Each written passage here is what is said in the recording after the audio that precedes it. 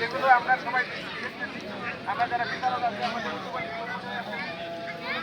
অনেক লাইন মানে আছে, অনেক বিকল্প আছে, কিন্তু আমার ডাবের একটা। ধন্যবাদ। মারতে পারবে না মাঝে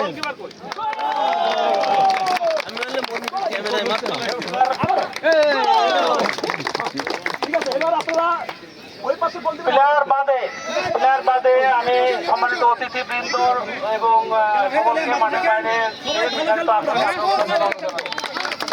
খেলা শুরু হবে।